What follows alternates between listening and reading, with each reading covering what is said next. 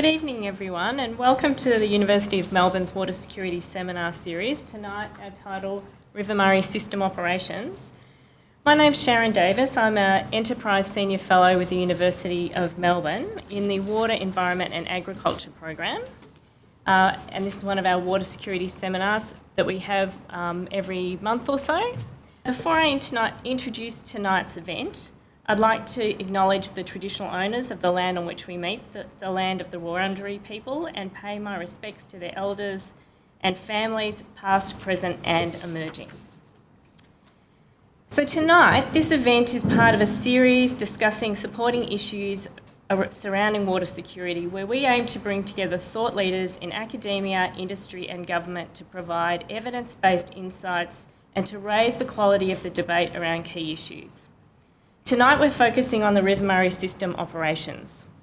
We have three excellent speakers, Dr. Joe Davis from the Murray-Darling Basin Authority, Dr. Grace Mitchell from the Department of Environment, Land, Water and Planning, and Dr. Mark Bailey from Goulburn Murray Water.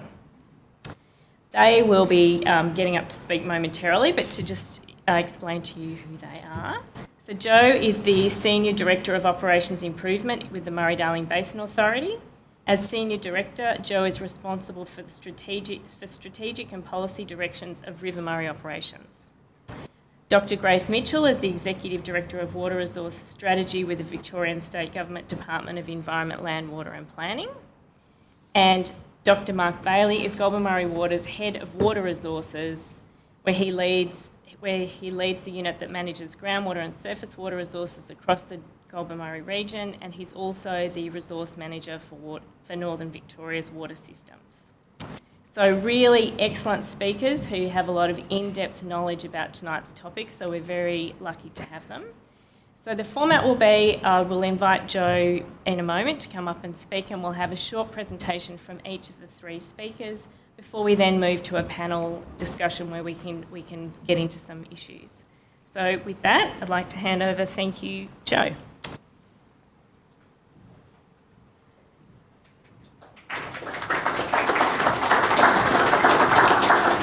Thank you, Sharon. I really welcome this opportunity to come down and talk at Melbourne Uni seminar today. As Sharon mentioned, my name's Joe Davis. I'm the Senior Director of Ops Improvement. Now, I was Senior Director of Operations for a number of years at the MDBA. I've been taken off this year to actually look at this specific issue in the MDBA. What I'm going to talk about today is all about capacity and risks in the system, and we're seeing a lot of growth or changes in the system in terms of development of new, different agricultural practices and movement of water demands through the system. I thought I'd just start today, though, by just outlining a little bit about, the scope, what we're talking about and where we're talking about. So the River Murray system is the southern connected system of the Murray-Darling Basin. The MDBA has broader responsibilities for the MDBA Basin as a whole, but however, part of the MDBA and the part that I'm with is really about operating this system, which is the River Murray system, which is going all the way from Dartmouth Dam in the Alps right through to the South Australian border. Now, we work on behalf of three jurisdictions, New South Wales, Victoria and South Australia, and we also get funding from the Commonwealth Government. The water sharing of the Murray system is complicated.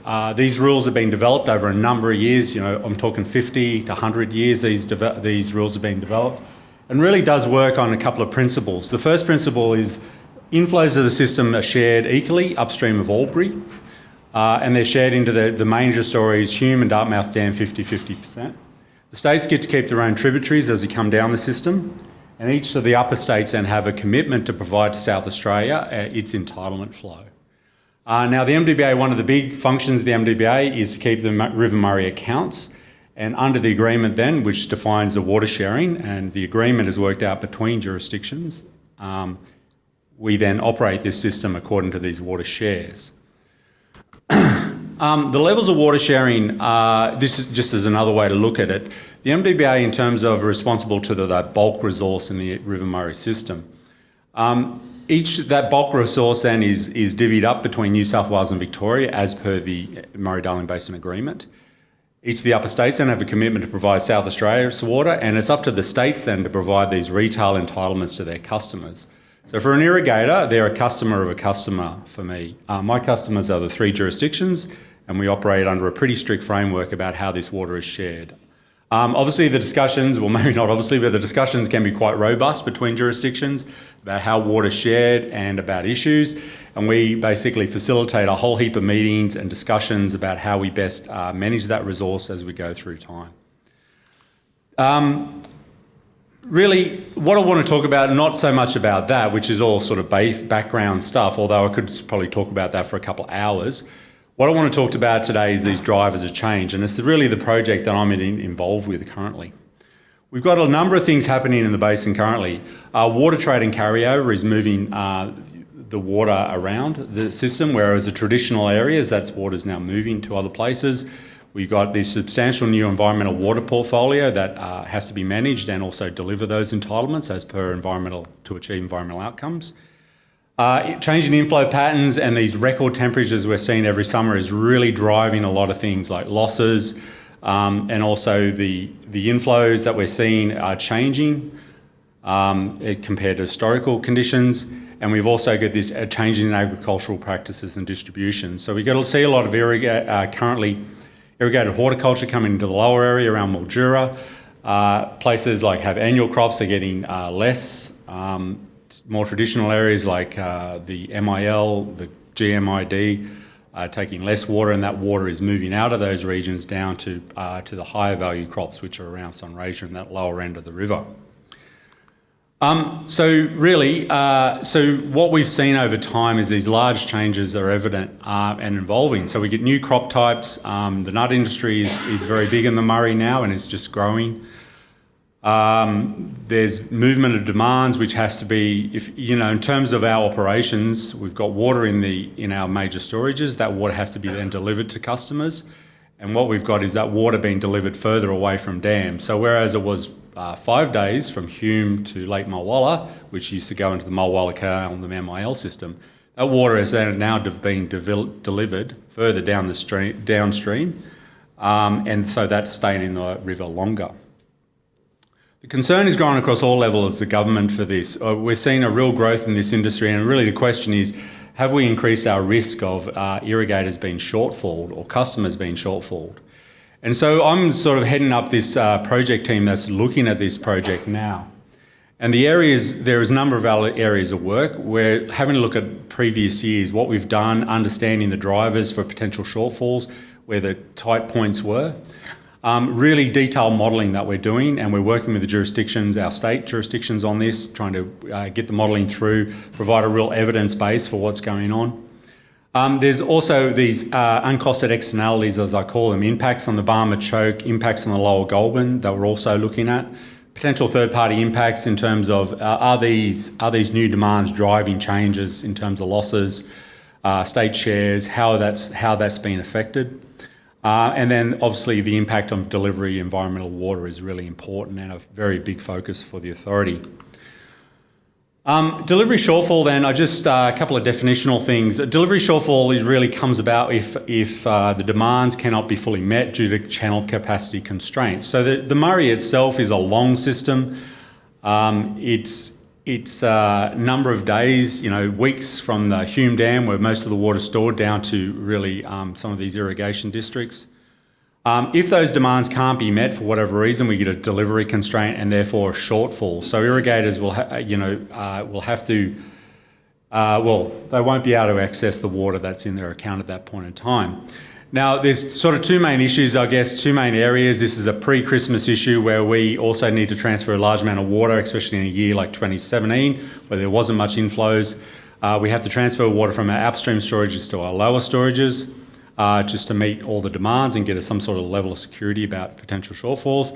And then there's this more traditional area, which is this post-Christmas issue, which is really hot periods. And we're seeing these more and more frequently. In hot and dry conditions, irrigation demand goes very high, and we don't have enough water moving in the system to meet all those demands. The risk really rapidly increases if the predictions are missing, or there's a whole heap of circumstances that sort of occur at the same time. So, the worst thing that can happen is The Bureau comes out, says there's going to be a heat wave and there's going to be a cool change following in a week or something. That cool change potentially doesn't come through. Then we've got more heat wave conditions come off the back of it. That's when we're going to start to really struggle in these conditions. That said, though, we work very closely with the Bureau in trying to improve forecasts. The Bureau is fantastic in terms of the amount of information they provide us. And so we can really see those heat waves coming across the continent. And we're really forecasting those multiple days out now, even weeks out. And we can get a real feel. And if we see one coming, we'll bring up the Bureau and have a chat to them about their forecasts and really get a feel for how confident or unconfident they are about that. To date, the risk of shortfall, though, in the system has been really well managed, I feel. We've had, I'll go through a couple of issues that we've seen, though, but really there's only been a shortfall on one occasion in this system, and that's March 2002, where there was a 10 GL shortfall for about a week. Now, this project is all about raising concern, raising nervousness in the irrigation community that more shortfalls are going to happen because of the change in crop demands. We haven't actually seen that on the ground, though, and so a lot of this work is trying to work out whether this actually is real in terms of have we increased the risk of shortfall, or is this a whole heap of nervousness that we've seen. Definitely the hot periods in summer are really killing us in terms of trying to get that water there and increases in losses and things like that. But as a base, growth in irrigation, or that change of water moving from one place to the other, has that really changed the risk substantially? However, that said, though, there's a number of issues a number of additional risks that we've been seeing. And the big one here for us, or the MDBA, is the Barmah choke erosion. Now, the erosion of the Barmah choke is not straightforward, and it's a whole heap of drivers that are adding to this system that is causing this to happen.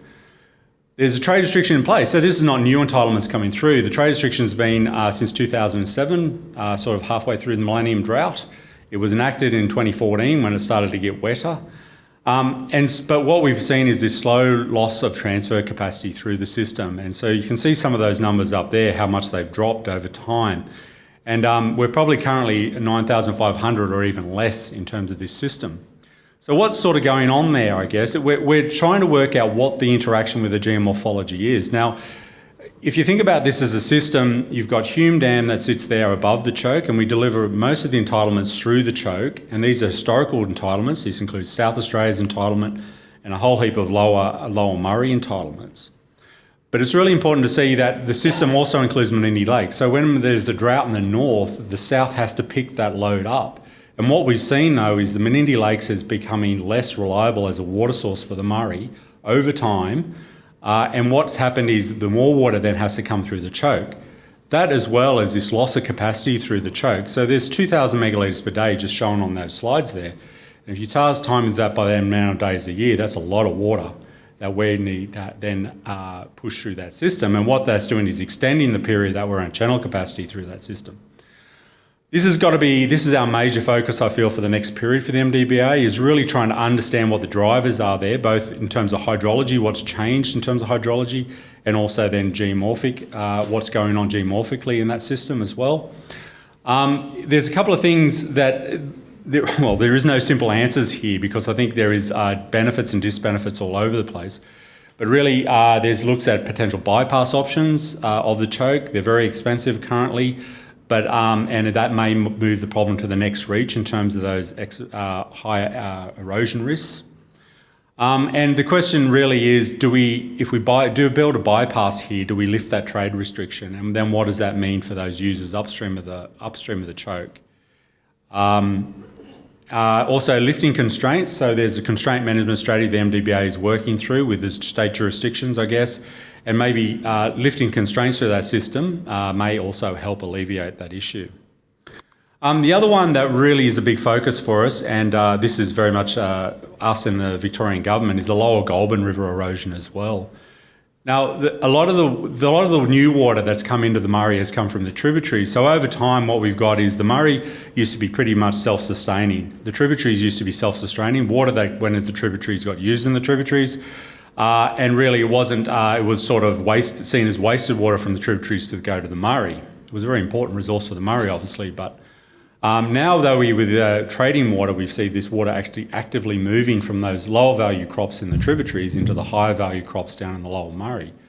And so as that water, that demand moves, traded from one region to the other, then the resource has to follow. And really the last 2-3 summers, we've pushed a lot of water through the lower Goulburn into the Murray. Now, there's a couple of reasons for this, I guess. One, because we got this demand to service, and if we don't service that demand with water from the tributaries, we'll shortfall a whole heap of customers. But the other one is the Murrumbidgee. So the interaction with markets and like commodity markets about what's going on in the Murrumbidgee. Murrumbidgee had cotton come into it. There's also nut trees coming into the Murrumbidgee. So water in the Murrumbidgee is being used for a higher value use. Water in the Goulburn, though, is so that basically closed off the trade from the Murrumbidgee to the Murray, and then the Goulburn has done the heavy lifting on that transfer of that water into the Murray the last couple of years. Again, there's no simple answers here. Currently, and my Victorian government colleagues will talk a little bit about review of trade rules and IVT release and things like that. Also then, part of this is, so as I said, the MDBA in this space acts as an agent of the joint governments involved in the Murray. And really one of the big things we've done is modelling around this, and we're really driving the modelling forward. It's been significant for the MDBA in terms of the e-water source Murray modelling. Really, the phase one of this modelling is really trying to focus on what have we changed to date. So if we go back to 2009, and 2008 and 9 we really just picked because from the Basin Plan point of view, that's the basin, the BDL or the baseline diversion limit is set from that date. But it's also the last time that we've actually really looked at the choke in terms of the 2010 choke study that Sinclair Knight Mertz did for us. What we're trying to do is what has changed since then to now? What's the growth of irrigated horticulture from then to now, and have we broken this system already? In terms of breaking it, I mean, have we got more risk of shortfall? And then phase 2 and 3 will look at these potential future scenarios. You know, the potential forecast of increased irrigation development and the temporary trade. Also, what's the reduction in inflows due to climate change potentially? Like climate change is reducing the inflows, but it's also increasing the water take and the water use, I think, on farm as well. So the demands are becoming, understanding the demands and that interaction between very hot weather, losses and demands is really important. And potentially we'll be modelling choke bypass options. I just thought I'd leave you with a couple of modelling results though. This is a very light touch on this subject. I could talk for hours on this subject. But in terms of the draft one modelling results, up here is a little bit of plot about what's changed in terms of capacity shortfall risks in this system. And this shows what it was in 2009 versus 2015 conditions. And basically just give everyone a background of the River Murray modelling. We model 125 years of inflow sequence on the Murray, and we model that on a daily basis for those 125 years. Differences between 2009 to 2015 when we model those inflow sequences, they're using the irrigated footprint back in 2009 versus 2015. And it's also about, we try to pick up the policy changes that happened from 2009 to 2015. So we can see that there is a bit of an increase in capacity shortfall risk here, but it's not substantially. It hasn't substantially increased from 2009 to 2015. But the system does rely on calling that IVT water out. As soon as we cut that IVT water into the Murray, we get extra shortfalls. One thing we have found though is this irrigated horticulture. In some years, in dry years, there's not enough water in the system to maintain that. And so what we're seeing is a bigger impact is this on water availability. And water availability, droughts in the Murray are occurring more frequently. And the irrigation footprint, where you change that from annual crops, where businesses could make decisions about not putting that crop in any given year. Now you've got businesses that put permanent plantings, and obviously those trees will need water every year. But what we found is that water is going to run out more frequently. So for a given irrigator, the feel for what a shortfall looks like to them is not going to be much different. They're not going to have enough water to maintain that crop or those trees. But I guess what we're trying to say is the governments is we've got to be aware of that, irrigators have got to be aware of that, investors have got to be aware of that change in potential risk. So it's, I guess I just want to leave you with this. I guess where to next, I guess. From the MDBA point of view, we work on a whole river solution generally. We work with 3 jurisdictions, so we feel that this is not one state particular issue. This is a whole river solution that we require. We're going to do a heap more work on this modelling. we're going to do a major focus on the Barmah choke stuff going forward, the Barmah choke issue. There's also an independent panel that's going to report back to our ministerial council come the end of the year. And I feel that we need to develop a pretty comprehensive engagement strategy with industry about some of these risks. And obviously we're going to work very closely with the state agencies. So that was a very light touch on that, and I'd like to just introduce Grace Mitchell from the Department of Environment, Land, Water and Planning, just to carry on this discussion a bit.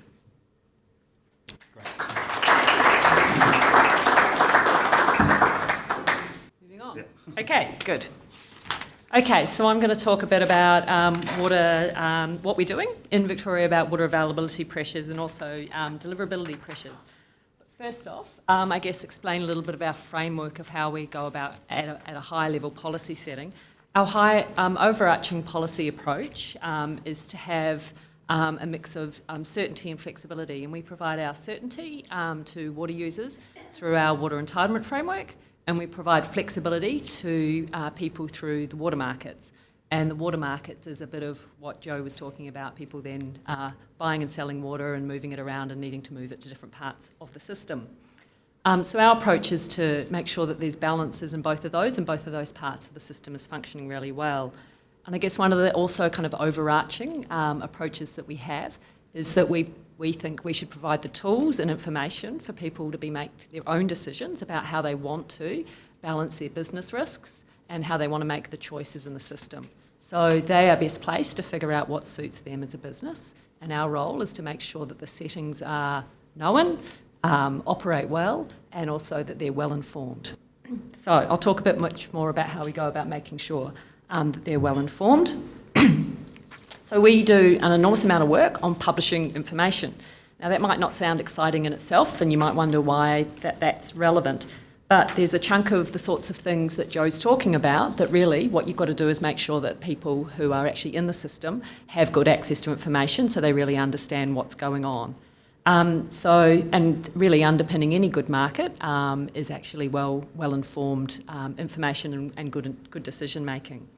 A key way that we do this is through the Victorian Water Register, and so we publish a lot of fact sheets and reports and graphs and information on the Water Register. We've recently produced an app. I'm not sure how many of you in the room have already downloaded from iTunes, or yep, there's one hand at least. So we've produced an app called the Water Market Watch, and it provides you notifications of when water markets prices change and those sorts of things. And so it's that sort of real-time information. And also another tool that we've recently produced, which actually allows people, and it's called Where Can I Trade is the tool, and it allows people information on what is the situation with intervalley transfer limits and some of those trade rules. So they actually have ready access to the sort of information to understand what's actually going on right now.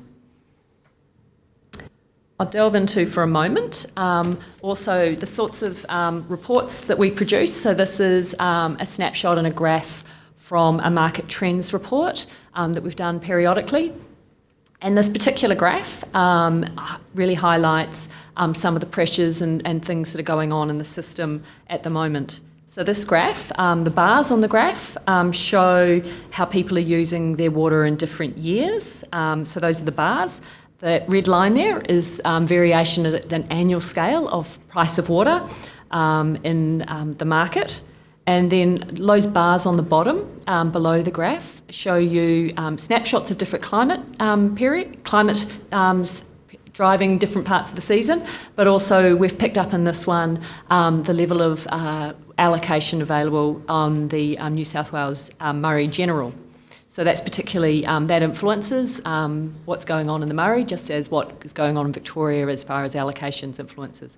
And from our reading of that, that means that what's really driving a particular spike in prices that's continued right now, and at the moment it's, if you've got the Market Watch app, you'd know that it's sitting in the Murray, it's at about 800, 795 I think is what I got told this morning as the 7-day average. That it is dry conditions, and it's also really low allocations in New South Wales are really driving that pattern. So we are a very connected system. It's not just what goes on in Victoria affects Victorian irrigators. This is another graph from a fact sheet that we produced in the middle of last year. And what it's showing is for that area below the Barmah Choke, or I'll often refer to it as the Lower Murray, it's talking about what's the availability of water and relative to the actual demand. So those light blue bars there are actual demand in past years, and what I'd like you to kind of notice there is that the blue bars are in those years, they're all greater than that red dotted line, and that red dotted line is what's the expected availability of water in a drought year. So that tells you that the demand is, or in those past years, was well above what you would have in a drought year. Therefore, everyone's not going to get the water they want. But then those dark blue bars show you what's some of the forecasts for what might be the increased demand for water in particularly those horticultural industry down there, which are permanent plantings, so they need water every year to survive. If they don't get water, they die. It's not like you being able to choose not to put in rice that year. And that then graph shows you that there's a projection that just even in an average year, the demand for water would match. So that means that you've got this real crunch where you're going to say basically there's more demand than there is availability, which backs up one of Joe's points about availability is actually a growing challenge. It's not just all about deliverability and shortfalls. Availability in itself is a looming pressure on the system. So that's what we see as part of our role, was to make it really transparent to everyone. What are some of the information that we hold as a government and what sort of information they should know? Because investors want to know this sort of information because it's pretty important to the sorts of really big business decisions that they make.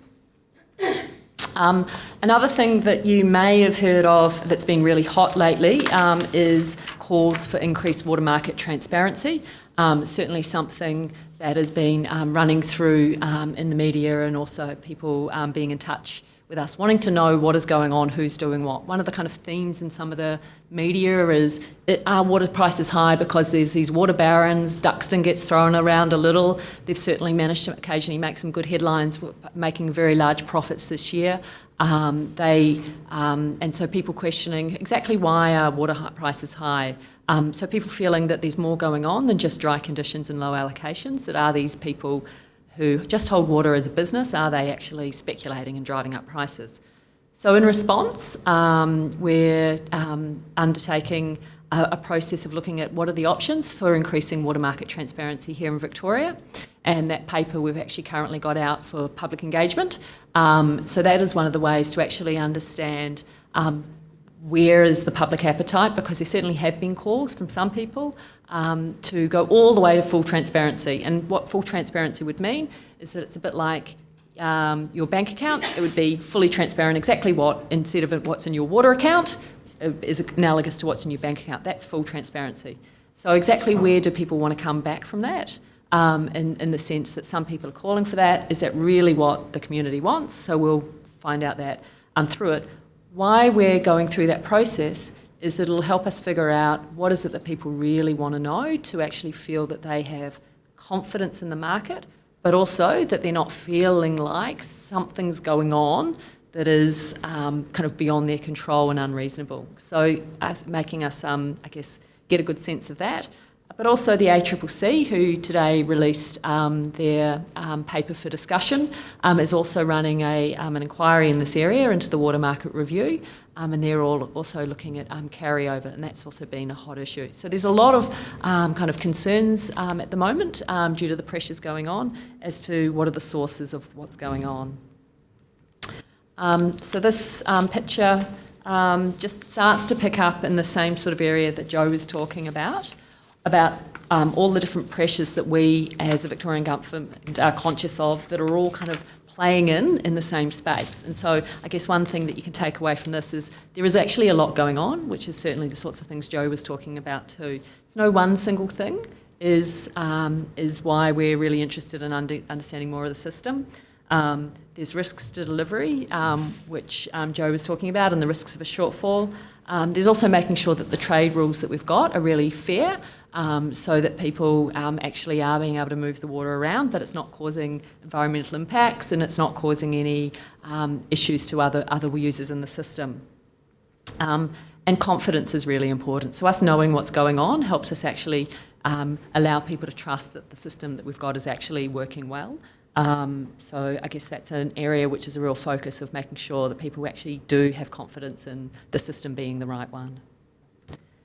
So some of the things that we're doing right now to address some of the challenges that we've got. So in the middle of the year, Minister Neville, Minister for Water, announced that she would personally be determining all the works licences applications in the Lower Murray region, so that's downstream of the Barmah Choke for the next 12 months. And this was really a precautionary approach because of the concern that there was this growing demand for water and use down the lower part of the system for horticulture, and us not wanting to make sure that we really fully understood what were the environmental impacts and what were also the impacts on existing users. So while this work, the modelling work that Joe talked about, is going on and we get that much richer understanding of what's going on in the system, this is an opportunity to just take a slightly slower pace at actually assessing these applications in the sense that the Minister herself will be considering them. So that will run until the middle of next year, and we'll be looking forward to all fully understanding the sort of work that Joe's been taken offline to do. I'll swap now to talking about the Goulburn. And this is really just a graph that illustrates some of the things that Joe was talking about, where he was saying that thing that's called intervalley trade and the changes over time. So the blue bars there, the blue is taking water out of the Goulburn into the Murray, and the orange is getting water out of the Murrumbidgee into the Murray.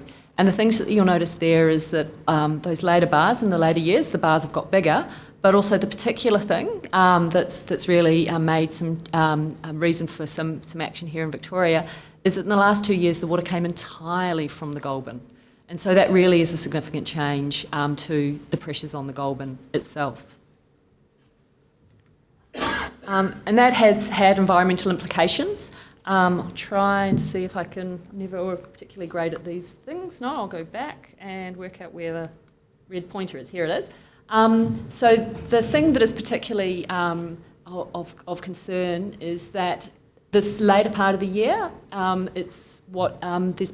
were really high flows in the last year to make sure that they were delivering water down to downstream users. But what that means is that seasonally you wouldn't have actually naturally in that system had such high flows in the Goulburn, and so that's putting a lot of pressure on the condition of the Goulburn because it's getting water run through it in a period of time that is from an environmental point of view is unseasonally high flows. So this is just some photos of what that means for riverbanks. And so really the issue of damaging vegetation, channel erosion and fish habitat are some of the concerns that we're trying to understand what's going there, but the unseasonally high flows is part of what's causing that pressure. So, and it's some of the work that Joe mentioned we're doing.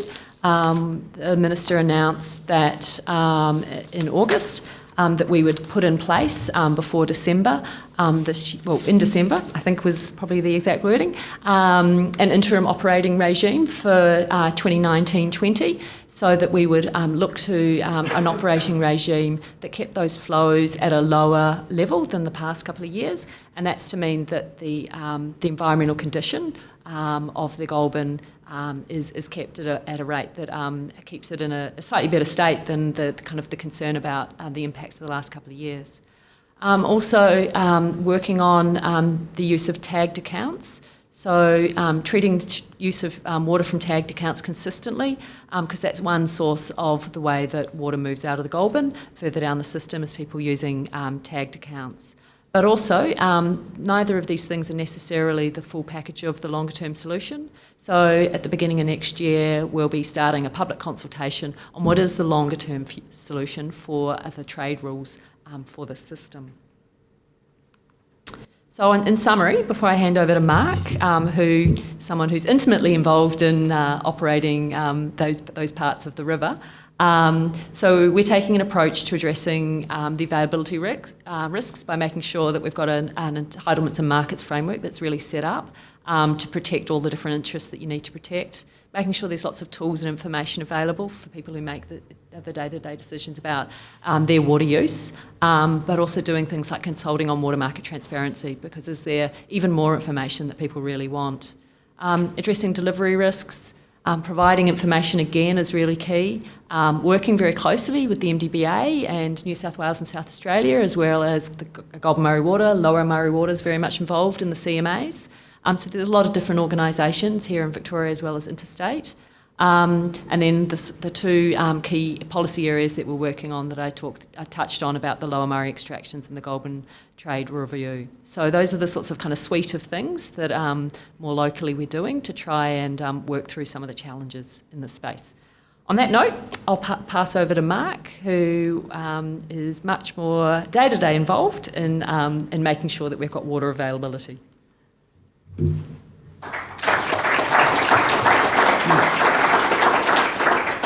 Good evening, everyone. Thank you for the opportunity to University of Melbourne to come along and talk about some of the issues that are affecting the Murray. And as you've heard from Joe and Grace, there are one or two that we are dealing with on a day-to-day basis and over several years now.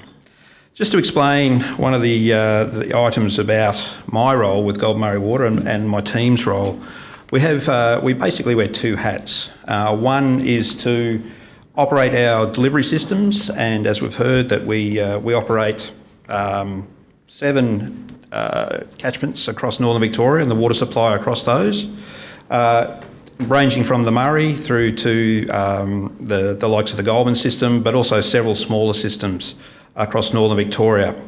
So that's the operational side of things. We're also the organisation that tells Victorian entitlement holders how much water they have available to use in a given year. So as Joe indicated before, Goulburn Murray Water receives the accounts at a bulk level from the MDBA, and then that information is then passed through our models and through our entitlement framework to tell customers how much we've got. So some of what I'll be talking about today is looking at the availability that we're dealing with, but also some of the operational challenges that are now emerging and that we're working very closely with Joe, with Grace's team, and with the likes of the CMAs to coordinate across northern Victoria. So it's a very Victorian focus. As we've heard, it is a very evolving landscape, and a lot of the evolution has occurred very, very quickly. Particularly when you think about where we are now in terms of ownership of environmental water compared to where we were 10 years ago. I think we've just celebrated the 10-year anniversary of the creation of the Victorian Environmental Water Holder and the Commonwealth Environmental Water Holders. They are now significant owners of water across northern Victoria. We've heard about the new developments or extension of developments in the Lower Murray, particularly around the Sunraysia region or the Lower Murray water area. And I'll put a map up in a moment just to explain where I'm talking about, but also climate change. And certainly over the last 30 years, the climate has changed. It's far less predictable than it was, and we are seeing reduced runoff, reduced rainfall occurring on a very frequent basis. And in fact, since the Millennium Drought, we've only had 2 large extreme events which have changed the way in which water is made available across northern Victoria. We've actually seen those systems recharge from a point of very low availability. So we're looking in that context, and then we're also trying to operate the rivers and our irrigation systems to accommodate that. From a Goulburn Murray Water perspective, and again I'll show you the area in just a moment, we're actually looking at a significant change in which the way water has been used. We've had 50 to 100 years of expertise in delivering water to meet irrigation needs, particularly for industries such as dairying, limited stone fruit and cropping across northern Victoria. Now we're looking at sending water in a much more constrained time to an area much further away from our dams. At the same time, we're initiating the delivery of environmental water at a scale that wouldn't have been contemplated 10 years ago, to do a lot of work to try and enhance the environmental values across the southern Murray-Darling Basin, under the Basin Plan and under Victoria's own plans for the environment. So it's a really challenging environment, and it's one that we're continually looking at new situations and dealing with new circumstances as they come along. So in terms of mapping, which one was it, Grace? The top one? Thank you. So the Goulburn Murray Irrigation District is pretty much this area in here. The Goulburn Murray water area itself is that area, but we also operate as the Victorian Resource Manager for the Murray, sorry I stepped away from the microphone, down towards the Lower Murray water area. So Victoria, through Goulburn Murray Water, looks after the Victorian Murray resources effectively from Hume down here all the way to the South Australian border. So we work extensively with MDBA, we work extensively with Water New South Wales, SA Water and the respective government departments to coordinate operations across the 3 states. As I mentioned, we're seeing less water being delivered in this area, and for those of you who are unaware, that's Lake Eildon there, which is one of the largest tributary to the Murray. So there's a lot of water that can pass through there, and it has been an issue that we have dealt with significantly over the last 2 years, where we've seen 300 gigalitres of water delivered in 1 year and over 400 gigalitres of water delivered in another year, at a time where the environmental water holders would like to see flows at a lower level. So it's very challenging from that perspective.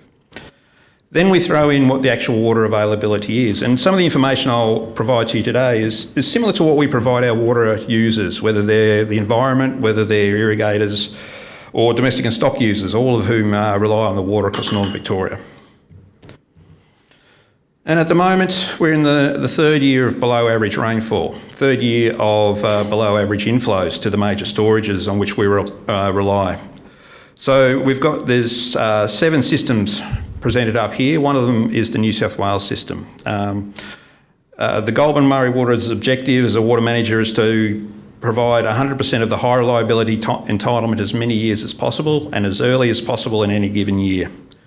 Ideally, we're now into October, our irrigation systems generally start to fire up around about August, whether it's the spring cropping to finish off crops that had started to produce fodder has been a large issue. Then we'll go into summer, where horticulture traditionally looks for water, and then in the later part of the irrigation year, people are looking to start off their winter crops as we approach the end of the irrigation season. Ideally, we would be at 100% of availability at this point. If we look at the high reliability entitlements in our 2 big systems, the Murray and the Goulburn, we're only sitting at 40% and 50%. I think I've got that in the wrong way, but 40% and 50% are shown in this table. It's a dry year. It's the 3rd year in a row. We don't have much water sitting in the dams. It's relatively healthy. It's not like the equivalent of what was the worst in the millennium drought. But if we have another failed year and we're about to move out of the period where we've traditionally seen good water availability historically, we're not expecting to see these numbers improve significantly. Another key one, and we've spoken about the issues of trade, is that water moves freely between most of these systems. But if we consider the fact that the Murray and the Goulburn are an order of magnitude greater, we're still seeing reduced water availability through 50% here, 40% here.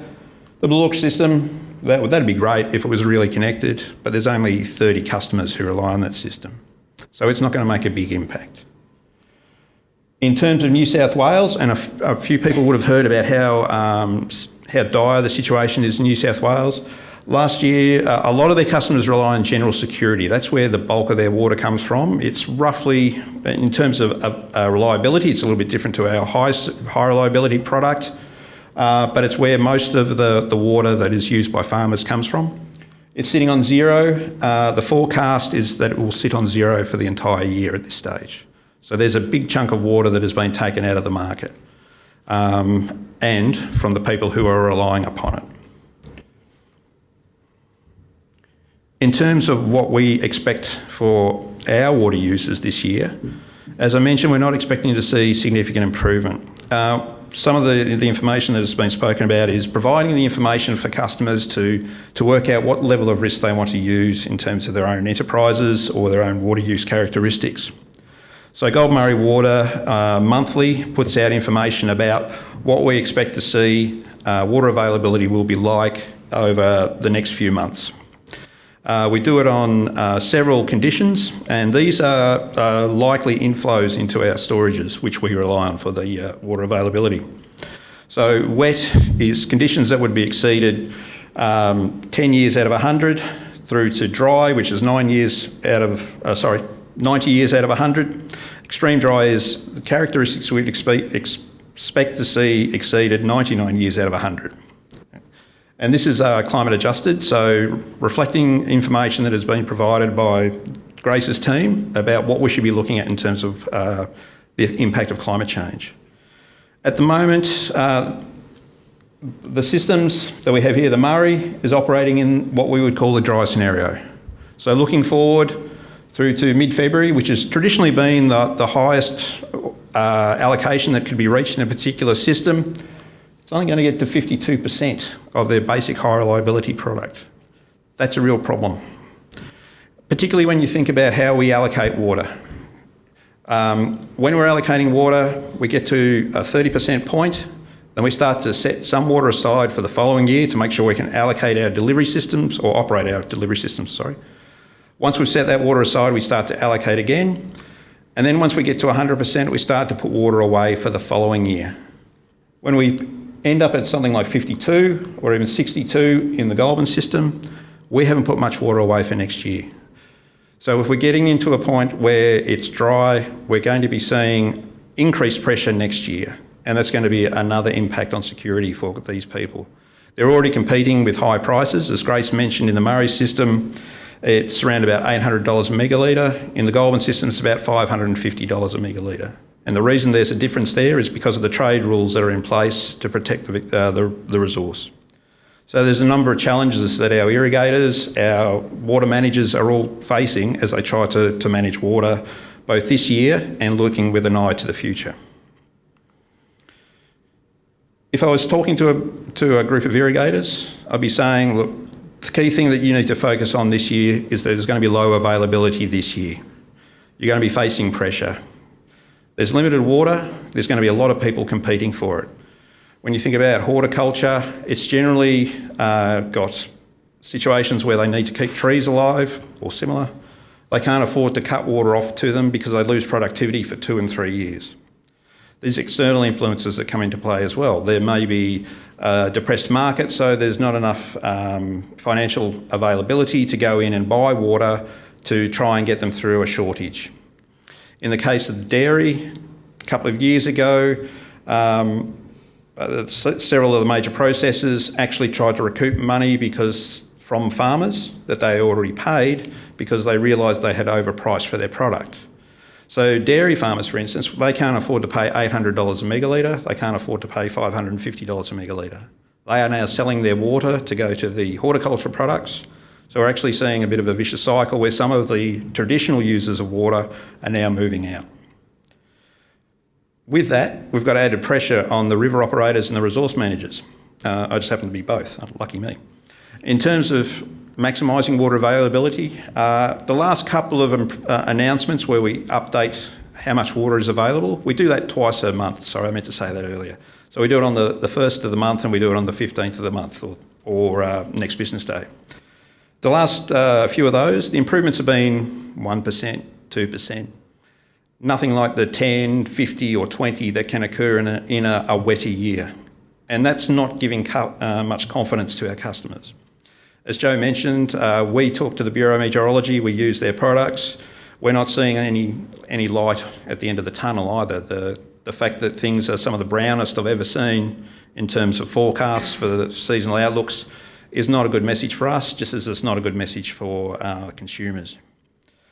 Then we've got to operate within our delivery constraints. And we've got a new regime coming in place where we see that we have a problem in terms of the deliverability, perhaps, in the lower Murray, but also with the constraints that are now potentially going to apply in the Goulburn system, where we know that we've been seeing environmental damage. I haven't put the slides up because I knew Grace already had them. But we can see that it's been raised to the Minister's attention. A lot of people who see water in rivers want to see it there for the benefit of the rivers. So there was a lot of concerns in the Shepparton area in particular where they could see bank slumping, notching in the channels. It's something that we're to work on. It's a working river, as is the Murray, but we've got to do the best we possibly can to protect both the environmental values and the consumptive values. It's a real challenge, but we've got some good people working on it. But it's one that's not going to go away in a hurry. So on that note, I might conclude and open us up to the panel.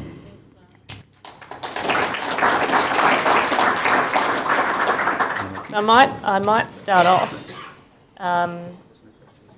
No questions yet.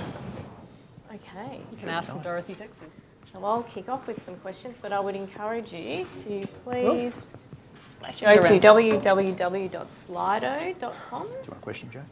Hashtag water security 19 and be great to see your questions.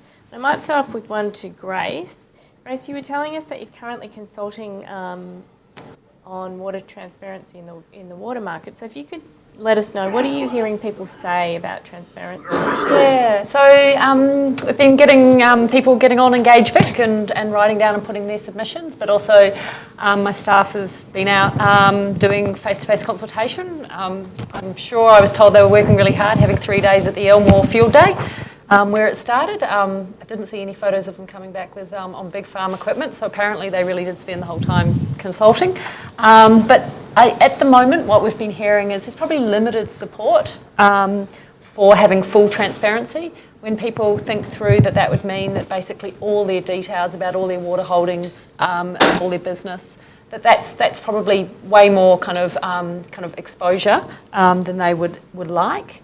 But people are really keen to know more about what the big guys are doing, the people that own lots of water, whether that be permanent holdings, the entitlements, or whether they've got bought really large water on the allocation market.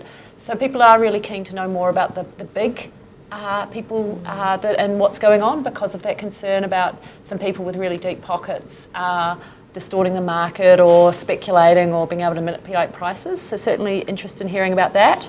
Also, one of the other options that we've put out is whether we should develop a single platform to trade. So that's different from the water register. It's a trading platform, a bit more like the ASX. So there is interest in exploring the option of having a trading platform. And what that would mean is that rather than them having to ring around various brokers and find out what might be available and what the price is, there'd be a single place to go and have those transactions. And even some interest in people potentially paying more for the transaction if there was that single portal. But it's early days, so we'll see. So I think at the moment we're still kind of going to get probably a full gamut of responses about what people want. Great, thank you. Great question coming in from the audience, which I'll kick off with you, Joe. But Sure. Why can't the capacity of the choke be increased, especially considering it was much bigger than it currently is? What's impeding that? Is it funding? Well, the capacity of choke can be increased, really. We could build bypasses which would send the water right around the choke. Now, the choke sits within a national park. It's a very sensitive place for both in terms of local people, cultural values as well. So you can't just go in there and start ripping out dirt and just sort of trying to dredge it.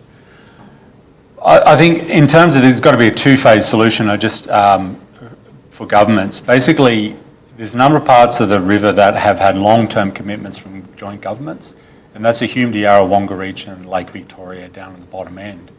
The choke as well has this long-term commitment from governments where sort of high priority sites are addressed. So if we fix what's broken, we strengthen the banks where we have to, and you need to do that in a sensitive way in terms of maintain that character of the river. I think we need, that's one part of it, but the other part of it then is really this question about, do we bypass the choke? Do we bypass the choke to take the pressure off the choke in terms of sending more water around it, not through it, and therefore give it some time to get a break? Or do we bypass the choke to open that trade restriction, allow more water to trade from the upstream down to the downstream? This is really quite a challenging question. I think that'll face governments after that. So I don't think it's as simple as just coming in there with a whole heap of big D9s or excavators on them pulling sediment out. This has to be done so sensitively, and we have to be very aware of that character of that river, because it is pretty much an iconic part of the Murray. Great, thank you. Question to you, Grace. With declining inflows comes reduced reliability of entitlements. Is there thinking on whether and how entitlements may need to adjust in the future? Okay. Well, in the sense there are a whole variety of different types of entitlement products. We were talking about, it depends on which system you're in. It's not something that we're actively looking at now about whether we think that one of the policy responses would that you'd be changing the mix of our high and our low. But I mean, I guess I would say that as conditions are the outlook, I dare say people will start asking those questions. But it's not something that we're actively looking at now. We do think that we have a good entitlement framework as it's currently set up, and it's pretty sound, and it's served us well. So in that sense, it's not something that we're concerned about right now. I guess as conditions change and people get more and more concerned, we'll have to have that conversation. But it's not something that's actually ever been, even though the conditions are as tough as they are.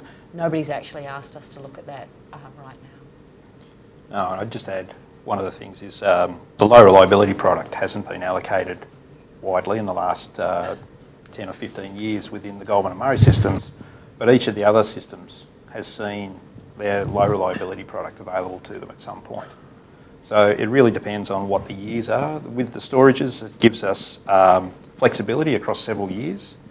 And as I mentioned during the presentation, we're into the third year of much below average, which is why we're seeing the numbers go down. We haven't seen numbers like this for 5 or 6 years or longer in the two bigger systems. So it really depends on how long a drought could continue for. Yep. Just another thing to add to that. I think in the system, if you look at this system historically from when we federated basically, is when the first agreement for the Murray sort of came along, droughts are changing. Droughts drove policy change in this system. If we see a prolonged drought, we will see other policy responses. I don't think the drought's as bad in the Murray yet to drive some of those responses, but we have seen it before, and I guess we'll see it again. The policy response comes from a prolonged drought. I guess the one thing I'll add on the end is that even if you changed your entitlement mix, you don't increase the amount of water that's available. And if the fundamental problem is it's dry and there's not much water available, then you're possibly going down an avenue that's not getting to the core of the problem. Just related to that, we've got a question that says that around the fact that there was a story recently calling for new dams, which often happens in times of drought. Seem to get a request for dot points every time one gets in the media. So it'd be great for you to... We're all feeling it. So you... Are these not working? You can't hear? Okay. Yes, okay. There are backups. So did you hear the question? We sort of did, but it needs repeating. Sorry. No worries. So the question was... So there's stories in the media at the moment about the need for new dams and seeking the panel's thoughts on that. So I'll happily jump in first.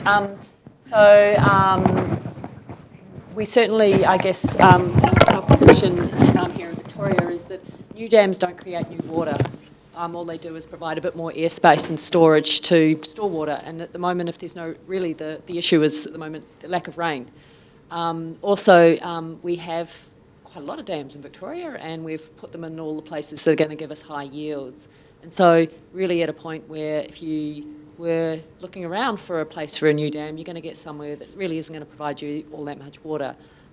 So the approach of a new dam, we don't feel is actually going to necessarily give you much benefit to the cost. You're taking water away from the environment or people downstream, and it isn't creating more water. Also, another thing to consider is that in the northern part of Victoria, we're operating under the Basin Plan where you have sustainable diversion limits. So you actually can't take more water out of the system.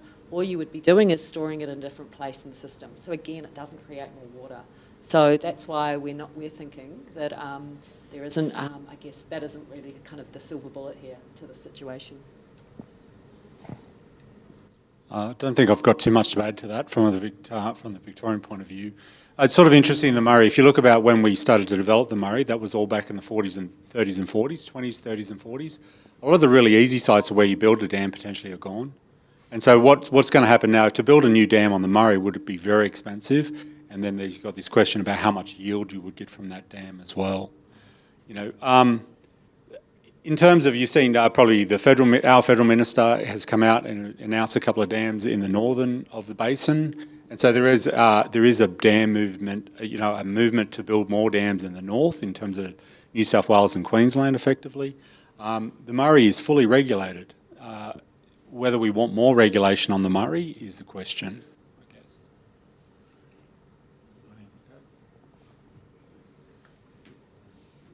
Okay. We have another question that I'm just going to go. Yep, sorry. So the question is around whether or not the volume of almonds in the Sunraysia area is already too large, and is that going to put environmental outcomes at risk?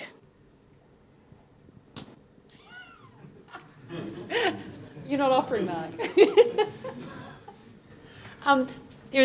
Part of the reason that I put up the graph that I did that showed you what were some of those demands in that lower Murray area was to actually point out that the demand for water in those areas is growing.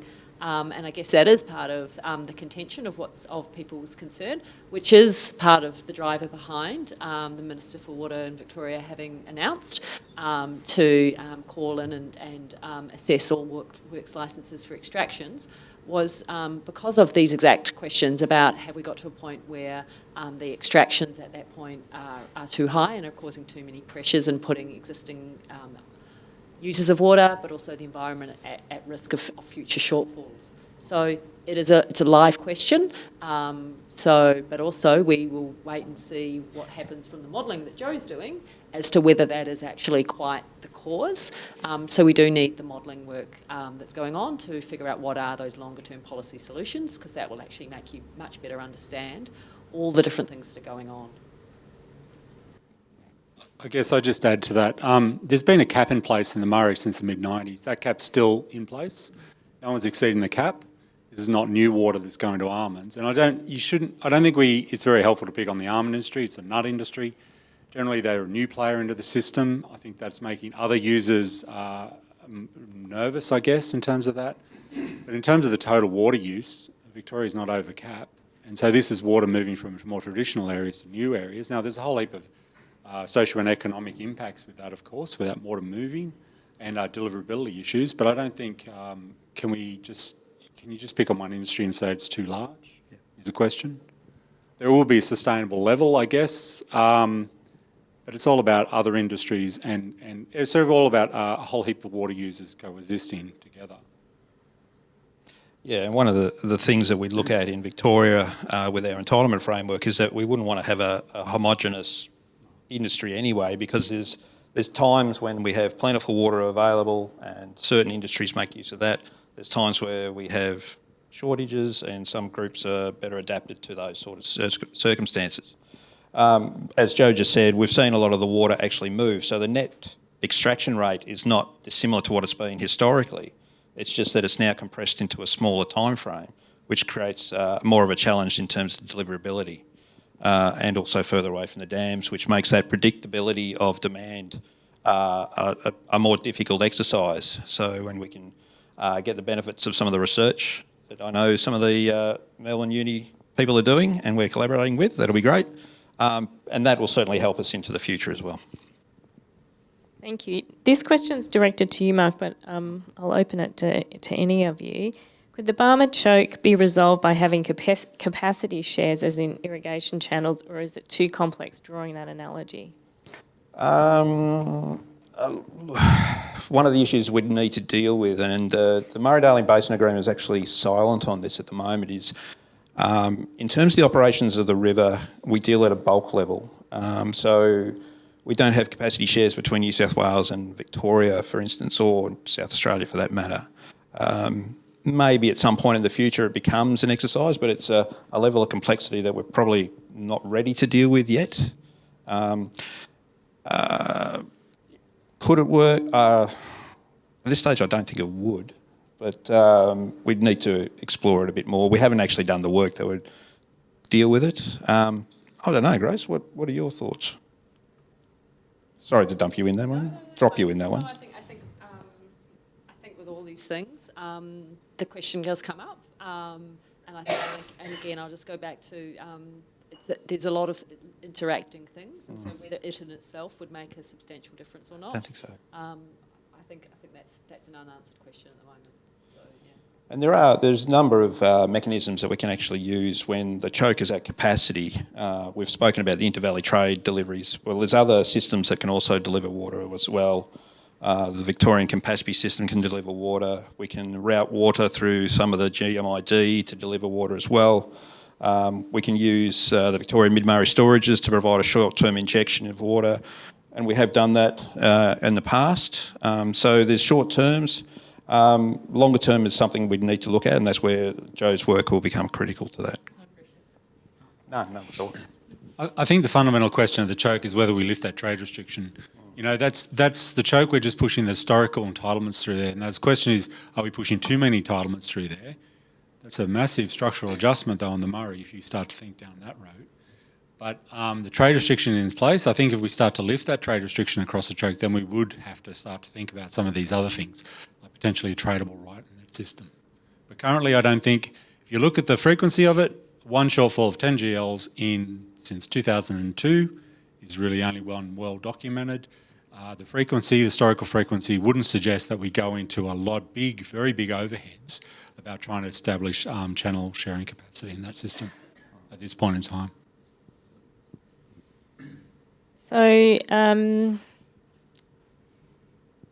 question about the water trade out of the Goulburn. So, does the big increase in water trade out of the Goulburn reflect an inability of farming enterprises in that valley to shift to higher value uses of water? Thanks, Joe. Yeah. Can I get the question again, please?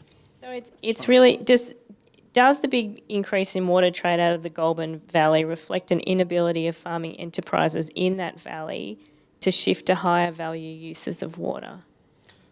On face value, you might think that. I don't think that is the case. The almond industry, not wanting to pick on a particular one, but we have seen table grapes, citrus, olives. I did get tapped on the shoulder once for actually referring to almonds when I should have been referring to horticulture in general.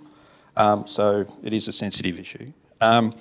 We did see that a lot of that industry started up when California was struggling with its own drought. The climate is particularly suitable in that area.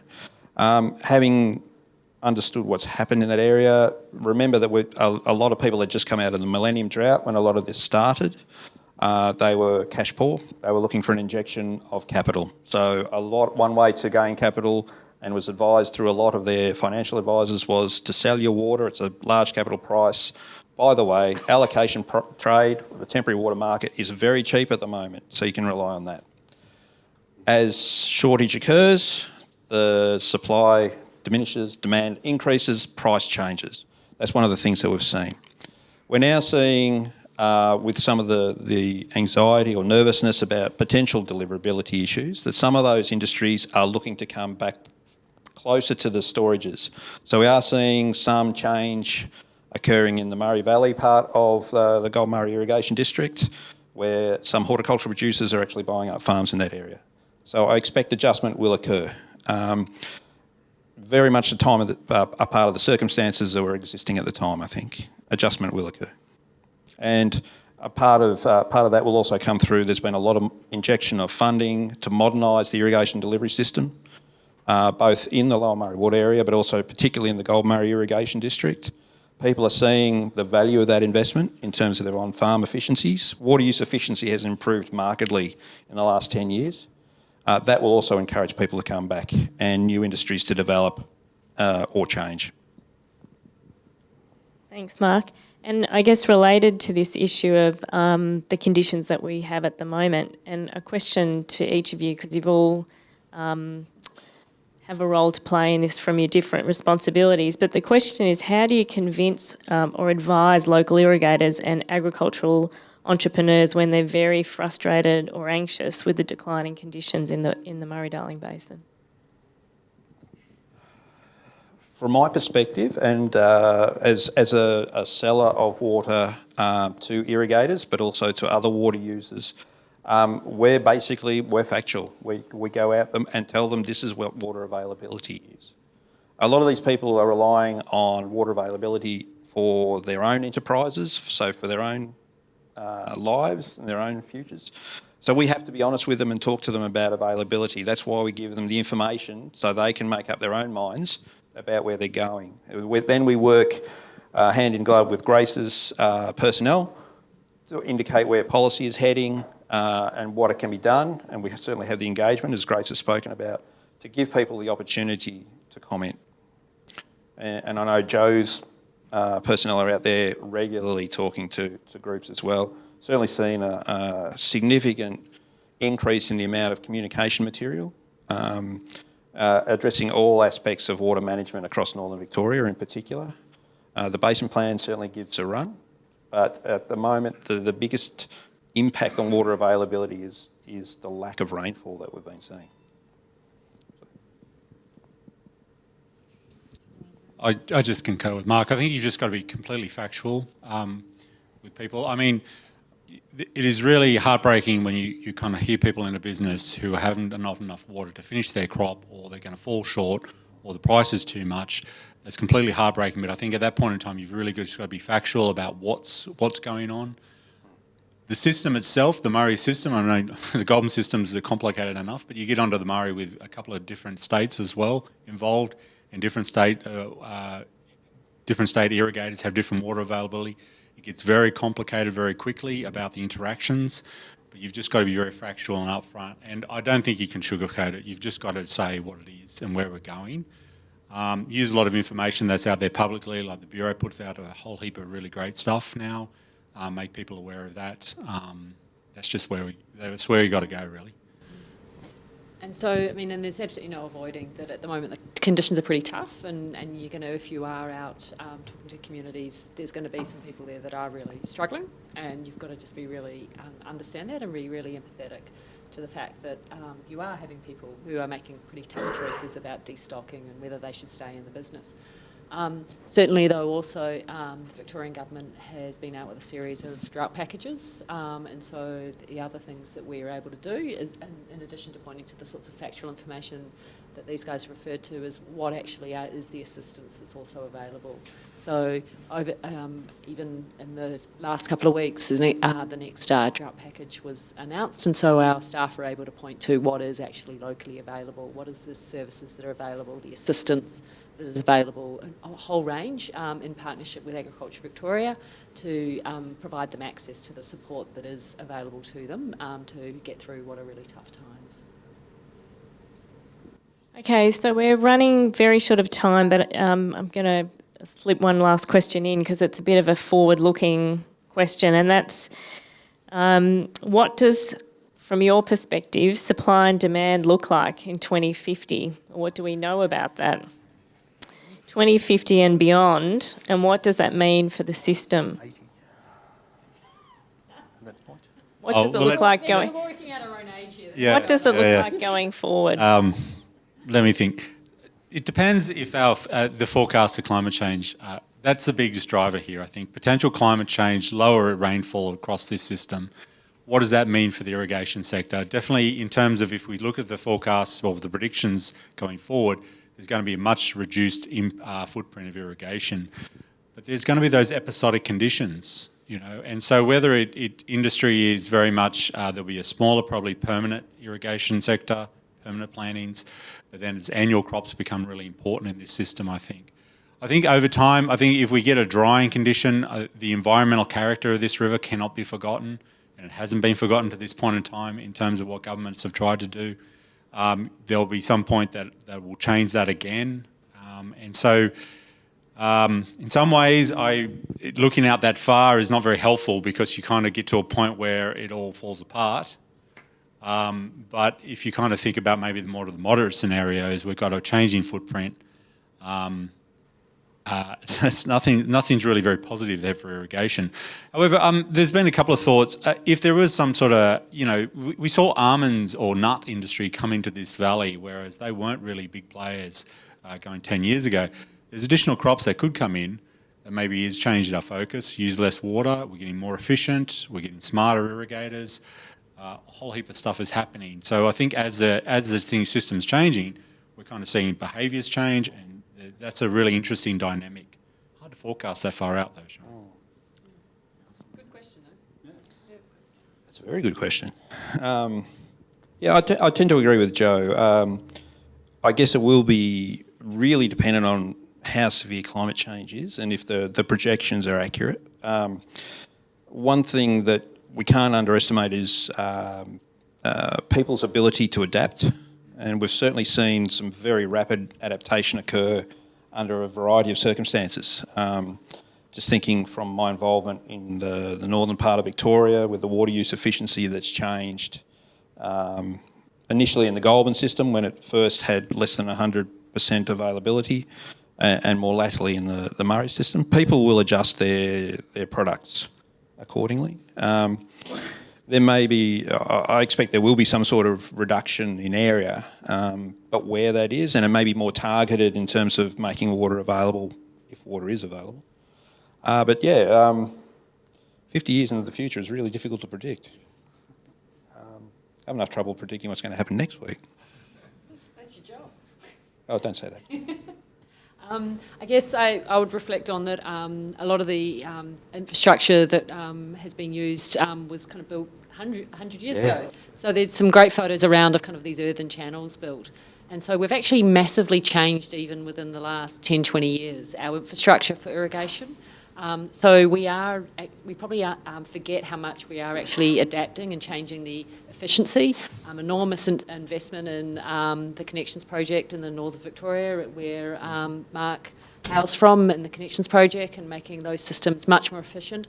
So we kind of possibly don't always look back and think about how much we have changed from having really inefficient, very leaky systems, splashing water around, to now having a system which is much more and more uses of pumps and pipes and aligned channels and really efficient and on-farm efficiency of practices. So I guess I'd say that that's the trend, is that if there's still water around and we still need to eat or use agricultural products, then we will just have to increasingly adapt to make them as absolutely as efficient as possible. As a country, we export an enormous amount. So there's also, I guess, one of the things that we, beyond even us just concerned about water availability in Australia, of course, the world market and what's going on there will enormously affect us. And that's really the landscape that we operate in. It's not just how much it rains, it's also what is the international commodity market that we operate in. And, you know, unless that changes, I think that will also be a quite strong driving force for kind of what we're doing here in Victoria and across the basin. Thank you all. Unfortunately, we've run out of time this evening. I'd like to start by thanking the speakers for a great series of presentations this evening, and if you would join me in doing that.